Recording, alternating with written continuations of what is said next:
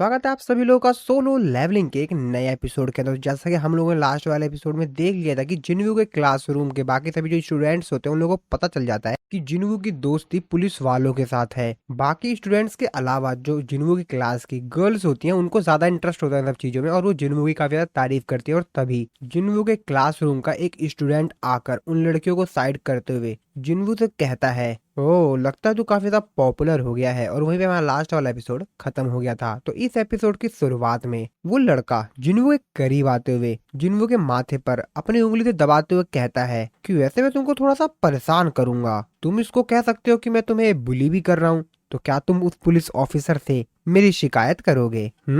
तो क्या तुम इस सब चीजों को बाहर ले जाओगे यहाँ से? तुम बाहर ये सब चीजें नहीं बताओगे है ना? वैसे तुमको आराम से बता देना चाहिए जब मैं आराम से पूछ रहा हूँ तो, क्योंकि मैं भी बड़े आराम से पूछ रहा हूँ। तो इज्जत से बता दो और मैं जो भी पूछूं उसका जवाब बड़े आराम से दो, नहीं तो अगर मैं गुस्से में आ गया तो दिक्कत हो जाएगी। लेकिन वो बेचारा गुस्से में आता कि उसके पीछे से कोई उसकी गर्दन पकड़ता है और उस बेचारे की हालत खराब हो जाती है। तो एक्चुअल में ये कोई और नहीं, जिन्होंने ने जिस क्लब को ज्वाइन किया था उसके कैप्टन और उसके बाकी सभी स्टूडेंट्स थे। और ये लोग तो यहाँ पर जिन्वू से मिलने के लिए आए थे, लेकिन ये देखते हैं कि यहाँ पर तो जिन्वू को परेशान किया जा रहा है। ट्रैक एंड फील्ड क्लब का जो कैप्टन होता है वो उन लोगों की गर्दन पकड़ते हुए कहता है कि वैसे तुम लोगों को ट्रैक एंड फील्ड के लोगों से क्या काम? तुम्हें बहुत मजा आ रहा है इन लोगों को परेशान करने में। और वो बेचारे कुछ भी नहीं कर पाते हैं। ट्रैक एंड फील्ड के जो स्टूडेंट है वो बड़े भी हैं और ताकतवर भी हैं। इन बेचारों की हालत खराब होने लगती है। जिन्वू अपनी सीट से खड़ा होता है, वो अपने कैप्टन से बोलता है कि कैप्टन आप यहाँ पर क्या कर रहे हैं?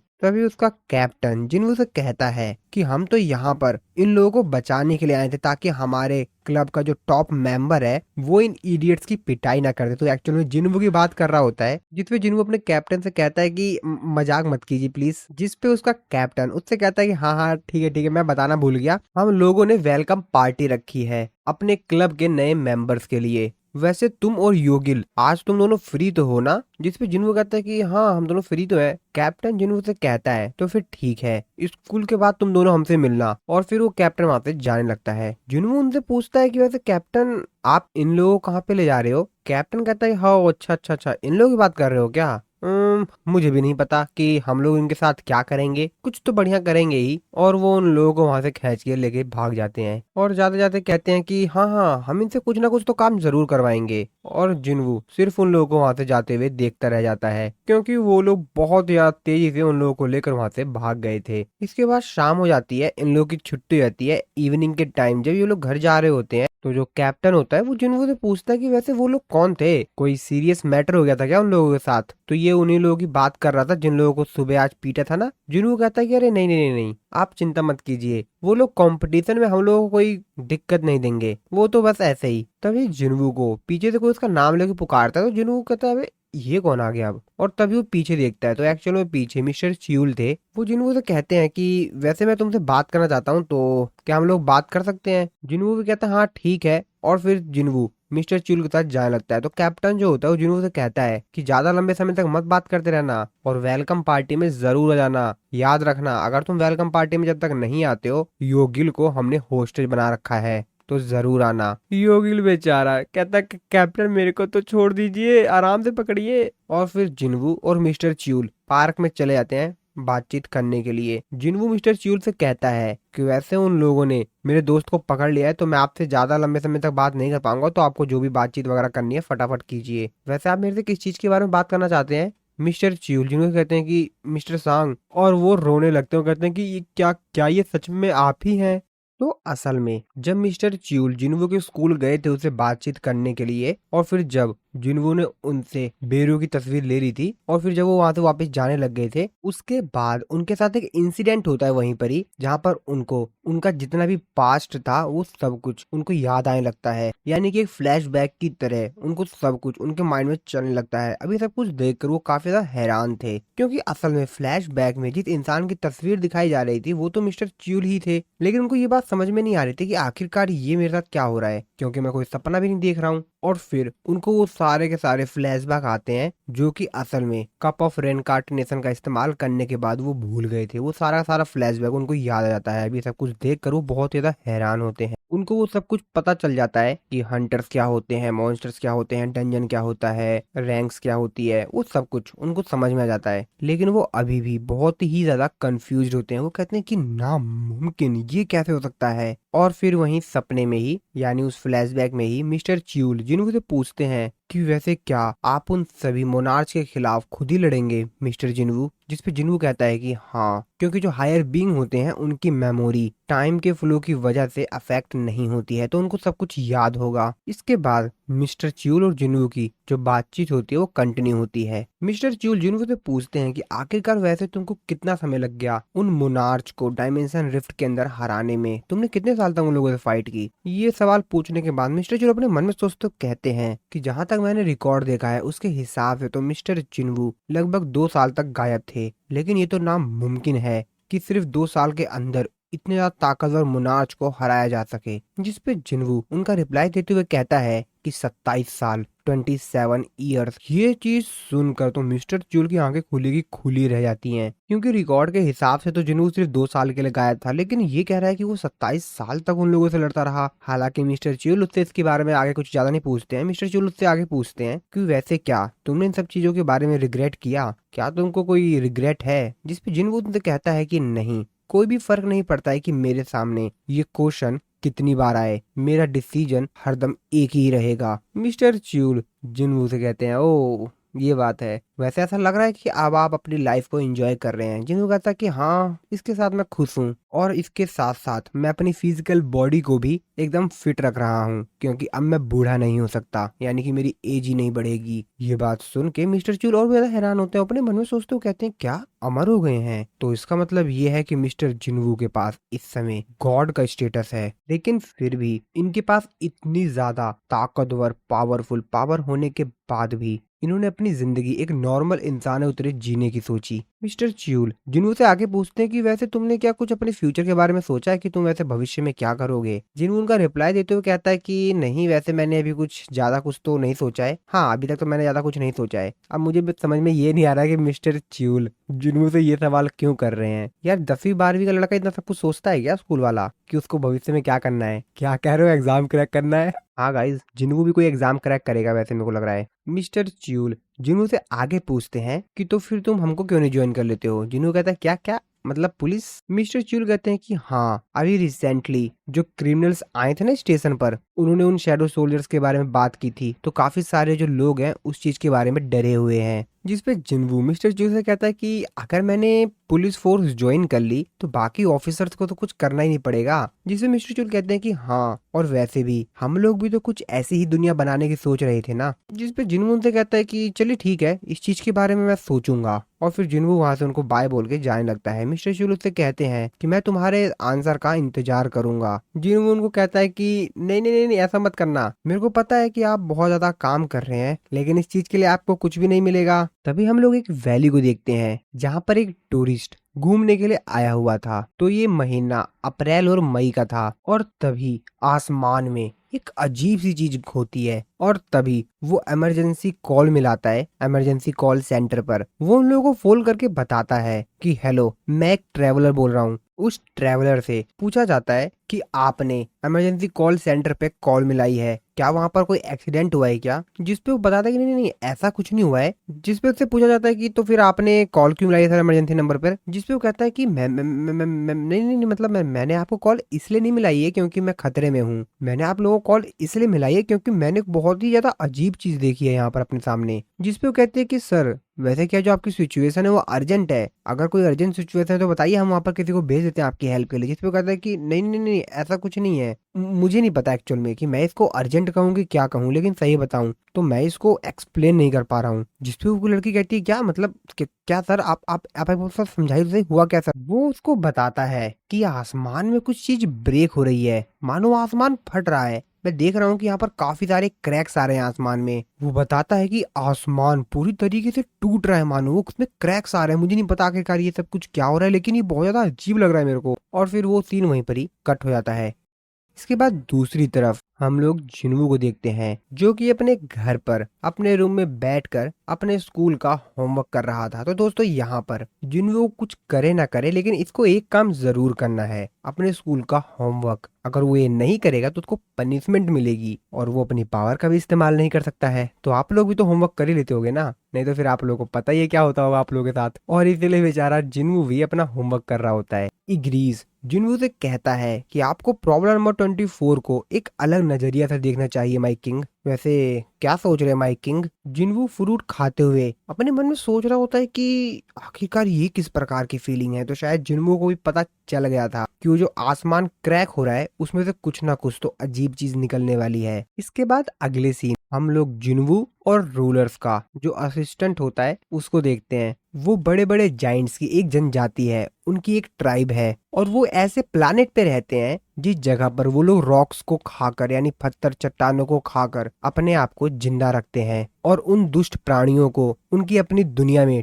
टाइटन्स कहा जाता है। और ये तो ऑब्वियस सी बात है कि वो आखिरकार अर्थ क्यों आ रहे हैं। जिसपे जिन्वू उनसे कहता है कि अच्छा तो इसका मतलब वो हमारे दोस्त नहीं है। वो कहता है कि अरे नहीं, बिल्कुल नहीं। जिन्वू से पूछता है कि वैसे क्या कप ऑफ रेनकार्टिनेशन का इस्तेमाल करने से पहले ऐसा कभी हुआ था? जिसपे वो जिन्वू को बताता है कि हाँ, असल में कप ऑफ रेनकार्टिनेशन का इस्तेमाल करने से पहले वो लोग हमारी दुनिया में आए थे, लेकिन मानो अब तो ऐसा लग रहा है कि जैसे ऐसा कुछ कभी हुआ ही नहीं था। जिसपे जिन्वू कहता है तो असल में पहले उनका जो टारगेट था वो तुम्हारी दुनिया थी, लेकिन अब उन लोगों ने अपना रास्ता बदल लिया है और अब वो पृथ्वी की तरफ आ रहे हैं यानी अर्थ की तरफ। जिसपे कहता है कि हाँ। जिसपे जिन्वू कहता है ओ तो जरूर वो मेरी वजह से यहाँ पर आए हैं, मैं ही वो कारण हूँ जिस वजह से वो लोग यहाँ पर आ गए। जिसपे वो जिन्वू को बताता है कि जहाँ तक रूलर्स का मानना है उन्होंने आपकी जो इनक्रेडिबल पावर है उसका पीछा किया और वो लोग यहाँ पर आ गए और रूलर्स ने ऑलरेडी ही अपनी हेवनली आर्मी को यहाँ के लिए भेज दिया है। जिसपे जिन्वू कहता है कि नहीं, वो लोग समय पर नहीं आ पाएंगे। जिन्वू अपने मन में सोचते हुए कहता है कि यहाँ तक कि रूलर्स अभी और इसी वक्त अपने वर्ल्ड और हमारे वर्ल्ड में एक गेट बनाने की सोचे भी तो भी कम से कम उन लोगों को काफी साल लग जाएगा और इतने समय में तो सब कुछ पहले ही खत्म हो जाएगा। जिसपे जिन्वू से कहता है कि उन टाइटन्स को मैं खुद ही संभाल लूंगा। उसके बाद हम लोग उसी जगह का सीन देखते हैं यूएस के वेस्टर्न पार्ट में जो डिजर्ट होता है वहां का।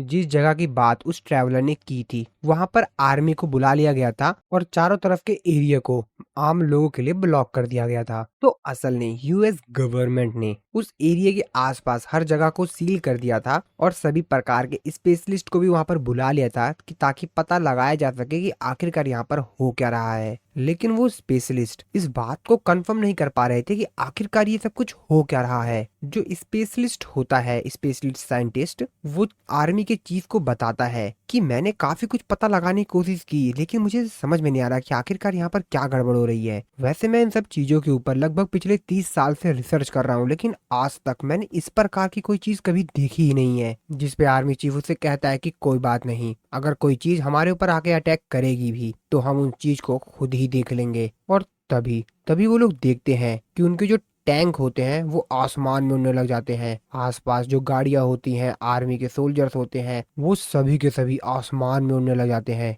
और दूर खड़ा ये सब कुछ जिन्वू देख रहा था। तो एक्चुअल में ये सब कुछ जिन्वू ही कर रहा था। जिन्वू कहता है कि ये वीपन्स उन टाइटन्स के ऊपर कोई असर नहीं डाल पाएंगे, ये वीपन्स तो उन टाइटन्स के ऊपर वर्क ही नहीं करेंगे। ऐसा लगता है कि सब कुछ पहले से ही सेट कर दिया गया है।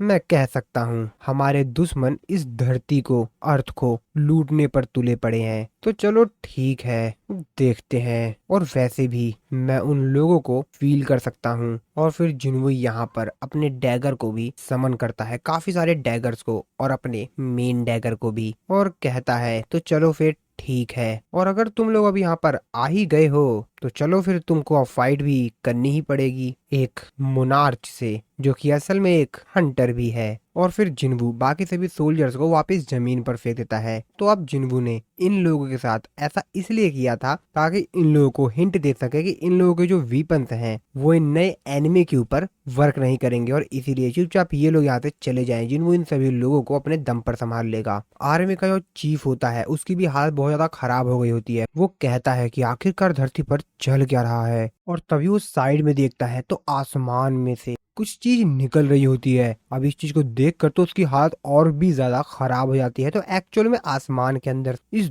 धरती के नए दुश्मन यानी कि टाइटन्स आ रहे थे और इनकी संख्या बहुत ही ज्यादा थी और जिन्वू आराम से खड़ा था इनका वेलकम करने के लिए। टाइटन्स का बॉस जिन्वू से कहता है कि ये सब क्या है, तुमको क्या सच में लगता है कि तुम अकेले हम टाइटन्स को रोक पाओगे? जिन्वू से कहता है कि वैसे क्या तुमको लग रहा है कि मैं अकेला हूँ? और फिर जिन्वू अपनी पूरी शैडो आर्मी को समन करता है और फिर यहाँ पर जिन्वू की कंप्लीटली शैडो आर्मी चारों तरफ से आने लगती है। जितने भी जिन्वू के शैडो सोल्जर्स थे वो सभी के सभी वहां पर समन हो जाते हैं। साथ ही में बेलियन की जितनी भी आर्मी थी वो सब के सब मॉन्स्टर्स वहां पर समन हो जाते हैं, यानी कि बेलियन के आर्मी के जितने भी मॉन्स्टर थे, जितने भी पावरफुल, कंप्लीटली बेलियन की आर्मी भी वहां पर आ जाती है। क्योंकि कप ऑफ रेन कार्टेंस का इस्तेमाल करने के बाद भी जिन्वू के पास बेलियन की कंप्लीट आर्मी रहेगी और जिन्वू की जो आर्मी थी वो पहले से भी बहुत ज्यादा थी। और देखते ही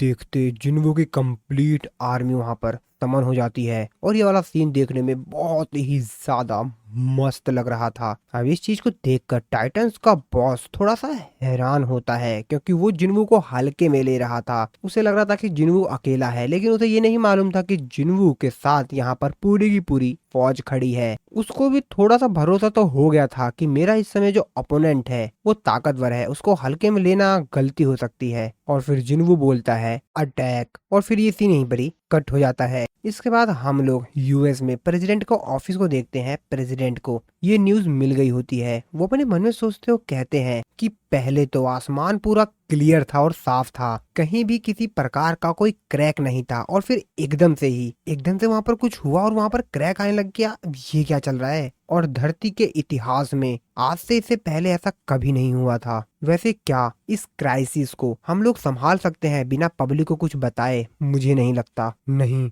इससे भी ज्यादा जरूरी तो ये है कि उस स्काई के अंदर से जो कुछ भी आएगा क्या हम उस चीज को हैंडल कर भी पाएंगे? हम उनके ऑफिस के बाहर किसी मिलिट्री चीफ को देखते हैं जो कि ये सारी बात प्रेसिडेंट को बता देता है। प्रेसिडेंट कहते हैं वैसे क्या जो तुम कह रहे हो वो सच है ना? मिलिट्री चीफ कहता है कि हाँ सर, सिचुएशन हमारे कंट्रोल में है, बाकी सब कुछ मैं आपको मीटिंग रूम में एक्सप्लेन करता हूँ। और फिर ये लोग मीटिंग रूम में आ जाते हैं। मिलिट्री का चीफ बाकी सभी लोग यहाँ पर जो मीटिंग रूम में होते हैं उन सभी लोगों को जिन्वू की वो क्लिप दिखाता है। वो कहता है कि एक बार आप इस क्लिप को देखिए, ये वीडियो उस जगह से रिकॉर्ड की गई है ड्रोन्स और रोबोट्स की मदद से जहाँ पर आसमान से स्काई में क्रैक आया है। अभी ये सब कुछ देखकर बाकी सभी जो लोग होते हैं कहते हैं कि आखिरकार इस धरती पर चल क्या रहा है, अर्थ पर हो क्या रहा है? दूसरा बंदा कहता है कि आखिरकार ये बंदा कौन है? ये यहाँ पर जो खड़ा है एक्चुअली वो जिन्वू की बात कर रहा था, क्योंकि इन लोगों को तो जिन्वू के बारे में, शैडो आर्मी के बारे में, हंटर्स के बारे में कुछ मालूम ही नहीं है ना।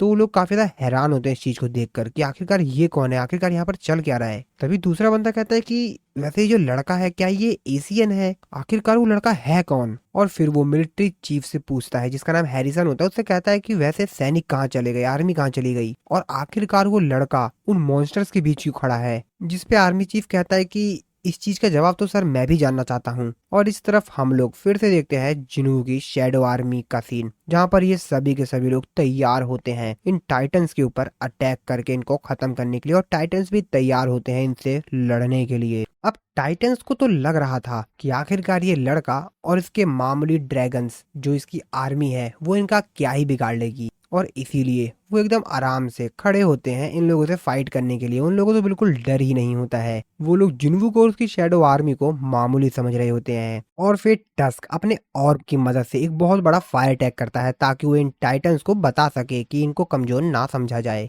और टस्क ने जो ऑर्ब की हेल्प से एक बहुत बड़ा फायर अटैक किया था वो बहुत ही ज्यादा बड़ा था। और जैसे ही टस्क ये अटैक करता है टाइटन्स भड़क जाते हैं। और एक तरफ थी जिन्वू की कंप्लीट शैडो आर्मी और दूसरी तरफ थे टाइटन्स।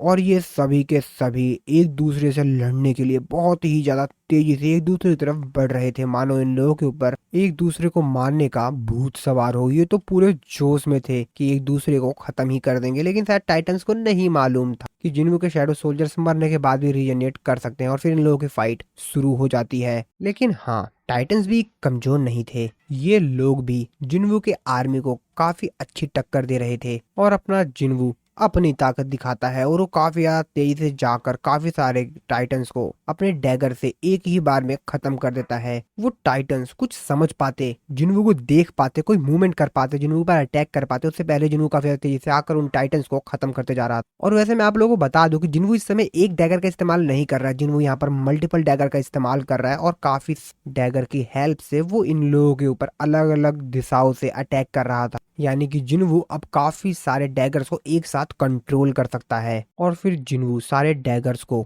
बड़े स्वॉर्ड में कन्वर्ट कर लेता है और एक साथ एक डायरेक्शन में उन टाइटन्स के ऊपर अटैक करता है। और वो टाइटन्स कुछ समझ पाते उससे पहले ही जिन्वू के डैगर जाकर उन बड़े बड़े जाइंट्स टाइटन्स को खत्म कर देते हैं। और फिर जिन्वू जो टाइटन का बॉस था उसके ऊपर भी अटैक करता है। हालांकि उसको ज्यादा कोई फर्क पड़ता नहीं है। वो जिन्वू से कहता है, वैसे क्या तुमको सच में लगता है कि इस प्रकार के अटैक मेरा कुछ बिगाड़ भी पाएंगे? और इसके बाद जिन्वू एक बहुत बड़ा अटैक करने के लिए तैयार होता है। जिन्वू आसमान में उड़ता है और अपनी काफी सारी पावर्स एक जगह इकट्ठा करता है और वो रेडी होता है अपनी सारी पावर्स को इकट्ठा कर कर उस टाइटन्स के ऊपर अटैक करने के लिए। और फिर जिन्वू काफी सारी पावर को अपने हाथ में एक साथ इकट्ठा कर कर उस टाइटन की तरफ बढ़ता है उसके ऊपर अटैक करने के लिए और काफी ज्यादा तेजी से उस टाइटन की तरफ जाता है ताकि उसको अपने एक ही अटैक में खत्म कर सके और बहुत ज्यादा तेजी से जाकर उस टाइटन के ऊपर अटैक करता है। और फिर इसी सीन के साथ हमारा ये वाला जो एपिसोड है वो यहाँ पर खत्म हो जाता है। आई होप दोस्तों आप लोगों को वीडियो अच्छी लगी होगी। तो इस वाली वीडियो पे हम लोग एम करते हैं 10 के लाइक्स का। मुझे पता है आप लोग करवा दोगे। और दोस्तों अगर आप लोग इंस्टाग्राम चलाते हैं तो आप लोग मेरे को इंस्टाग्राम पे भी फॉलो जरूर कर लीजिएगा। मैंने आप लोगों को इंस्टाग्राम की लिंक कमेंट और डिस्क्रिप्शन में दे रखी है। और कुछ नए लोगों ने हमारे चैनल को ज्वाइन किया है तो उन सभी लोगों का नाम आप लोग स्क्रीन पर देख सकते हैं। सभी लोगों को थैंक्स। तो मिलता हूँ मैं आप लोगों को अपनी नेक्स्ट एपिसोड में।